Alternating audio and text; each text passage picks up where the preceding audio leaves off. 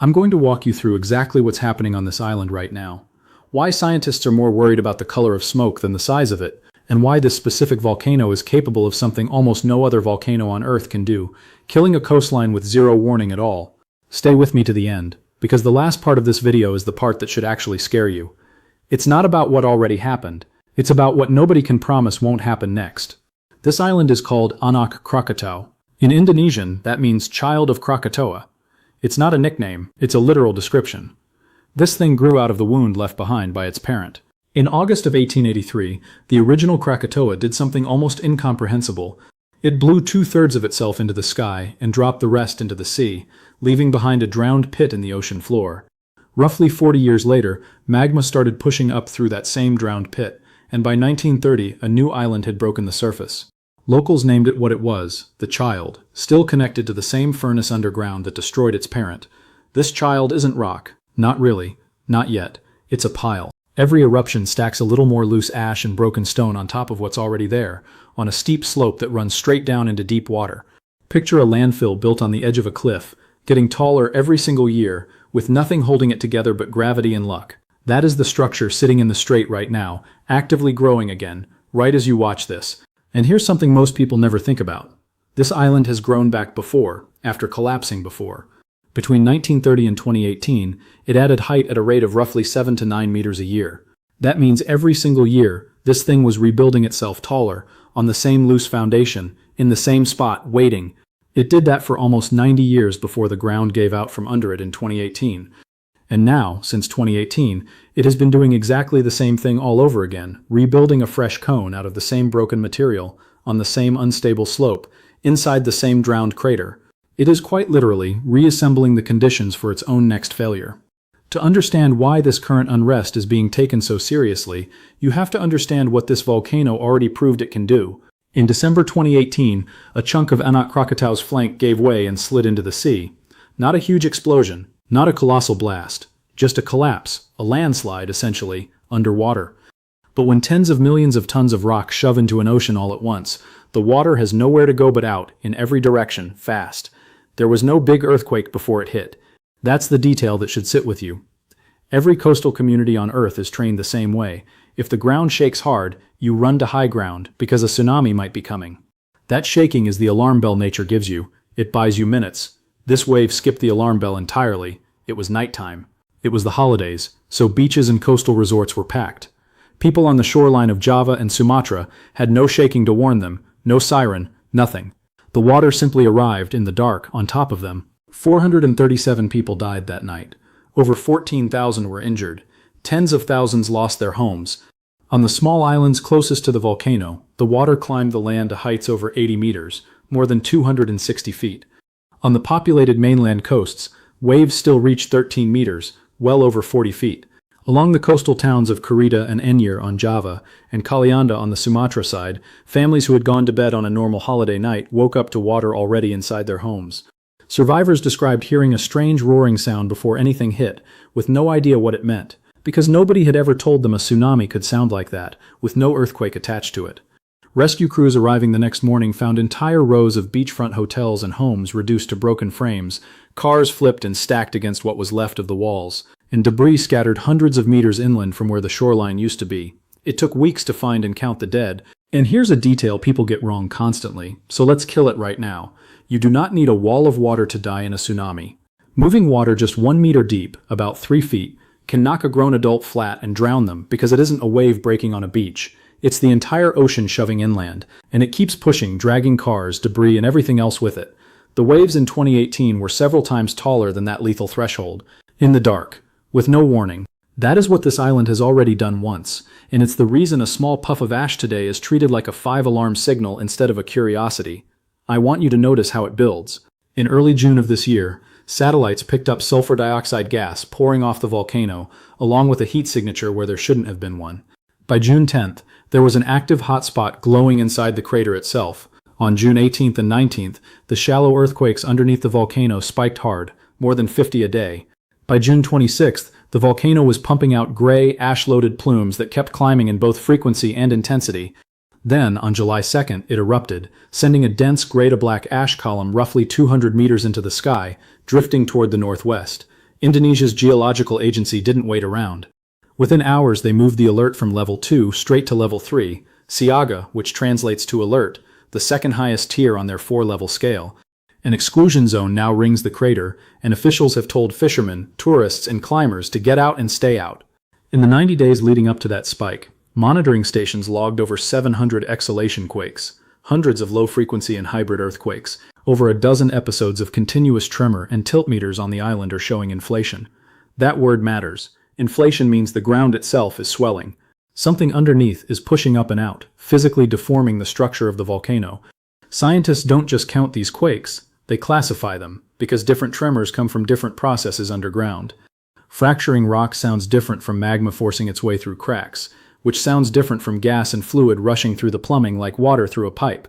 When you get all three types at once, clustered at shallow depth, close to the surface, that's not background noise. That's a system waking up right under the crater floor. Indonesian officials have been careful to say this out loud, and it's worth repeating exactly. An ash plume, a lava dome, or an alert increase by itself does not prove a tsunami is coming. Nobody credible is claiming that. What they are saying is that this is a real, measurable escalation, not rumor, not social media panic, actual instruments detecting actual change on the exact volcano that has already proven what it can do when that change goes far enough. Now here's the mechanism that should genuinely unsettle you, because it's not unique to 2018. It's baked into what this island physically is. Most tsunamis come from earthquakes along deep fault lines. The fault ruptures, the seafloor lurches, and that sudden shove displaces the water above it. The shaking on land is often violent and long, and that shaking is your warning. It's brutal, but it buys time. Anak Krakatau doesn't need an earthquake at all, because this island is built from loose, poorly packed volcanic debris sitting on a slope that runs underwater. A strong enough eruption, or even just enough new weight piling on top, can cause a section of the flank to simply give way and slide into the sea. No major fault rupture. No long ground shaking to warn anybody. Just a structural failure, and then a wave. Think through the actual physics of that for a second, because it's simpler and scarier than people expect. When a huge mass of rock suddenly drops into a body of water, it has to shove the water that's already there out of the way, instantly, in every direction. That's it. That's the whole mechanism. You don't need magma erupting into the air. You don't need a massive blast. You just need enough solid material to fall into the sea fast enough, and the ocean itself becomes the weapon. The bigger the mass, and the faster it falls, the bigger and faster the wave moving outward from it. And because Anak Krakatau's slope keeps going underwater instead of stopping at the shoreline, most of the material involved in a collapse like this is already below the surface, invisible from a boat, invisible from a drone, invisible from land. Nobody watching this island with their own eyes would see the true size of the threat sitting underneath it. That's the nightmare scenario scientists actually watch for here. Not the ash plume itself, but whether the swelling, the shallow quakes, and continued eruption are quietly loading weight onto a slope that's already failed once and is rebuilding on the exact same unstable footprint. Seen stick figures on a beach at night, calm water, no shaking, nothing to warn them, then waveline creeping in from the horizon. Think about what that actually means for the people living along this strait. Their entire lives, they've been taught that safety depends on feeling the ground shake. This volcano can take that warning away completely. The sea can rise against them with nothing announcing it first. If you actually lived on this coastline right now, here's the uncomfortable truth. The standard advice of wait to feel the earthquake then run simply does not apply to this specific threat. Emergency planners in this region have had to teach an entirely different rule since 2018. If you're near this coast and you hear an eruption, see a bright glow at night, or notice the sea pulling back or behaving strangely, you move to high ground immediately, without waiting for shaking that may never come. Coastal towns have started running drills built specifically around volcanic tsunami scenarios instead of purely earthquake ones, because 2018 proved the old playbook wasn't enough. That's how seriously this single mechanism is now treated by the people whose job is to keep this coastline alive. If you want to understand the ceiling of what this system is capable of, go back to the parent. In August 1883, the original Krakatoa erupted so violently, it's still one of the loudest events in recorded history, heard nearly 3,000 miles away. The blast wave circled the entire planet multiple times, registered on barometers everywhere from London to San Francisco. The ash column rose roughly 50 miles into the sky. More than 36,000 people died. And here's the detail that ties directly back to today. The overwhelming majority of those deaths weren't from lava or ash. They were from tsunamis, some reaching over 130 feet in nearby bays. In this stretch of ocean, across more than a century, the thing that actually kills people has never been the fire. It's always been the water. The eruption didn't stop at killing people nearby. Either, it reached around the entire planet. Sulfur particles blasted into the upper atmosphere spread out and dimmed sunlight worldwide for years afterward, dropping global temperatures by roughly half a degree. Sunsets turned a strange, violent red and orange across continents that had nothing to do with the eruption itself, simply because of ash suspended miles above the Earth. People as far away as Europe and North America stood outside watching skies burn colors nobody could explain, with no idea the cause was a single island collapsing on the other side of the planet. That's the scale this system has already proven it can reach when it wants to. To be fair to the science, 1883 was a catastrophic eruption, but it was not a supervolcano event, whatever you've seen online calling it that. A true supereruption is an entirely different scale of disaster, and nothing in the data suggests Anak Krakatau's current magma system is capable of repeating its parent's blast. Volcanologists are also clear that the deep magma reservoir which fueled 1883 was largely exhausted by that eruption, but notice what that reassurance does not cover. The 2018 tsunami that killed 437 people wasn't a repeat of 1883. It didn't need to be. It only needed to move a slope's worth of loose rock into the water.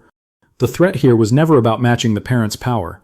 It only ever needed to be big enough to shove the ocean sideways, and it already proved once that it's more than capable of doing exactly that.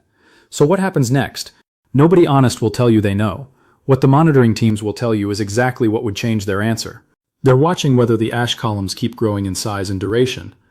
They're watching whether the tremor keeps intensifying, and whether the shallow magma-linked earthquakes keep climbing instead of leveling off.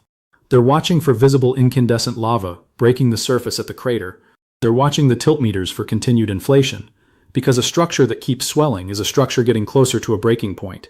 And they're watching to see if the alert level has to move again, because level 3 isn't the top of the scale, there's a level 4 above it. Any one of those signals shifting hard enough moves this from watch closely to something far more urgent, far faster than most people expect, and history says this island doesn't always give a long lead up before it does. That's really the entire unresolved question hanging over the Sunda Strait right now. In the years since 2018, every instrument added to this island, every tilt meter, every seismometer, every satellite pass, exists to try to answer one thing: can a collapse like that ever actually be seen coming in time? Nobody can promise you the answer is yes. That's not fear-mongering. That's the volcanologists themselves, on record, saying the honest limits of what monitoring can do against a threat that doesn't need an earthquake to warn you. The plume climbing off this island right now is small, 100, 200 meters, nothing compared to the ash columns some volcanoes throw, but height was never the point. The point is what's underneath it. A loosely built, still-growing cone, sitting on the exact unstable footprint that already failed once, in the same strait, with the same coastlines within reach, and a warning system that this volcano has already proven it can slip past entirely. The alert sits at level 3 tonight, not the top, not confirmation that disaster is coming, but not nothing, either. And if you're near this coastline, the honest answer is, don't wait for the ground to shake before you decide to take this seriously, because on this particular island, the ground might not shake at all. We'll be watching the same instruments the scientists are. If this escalates, you'll hear about it here first.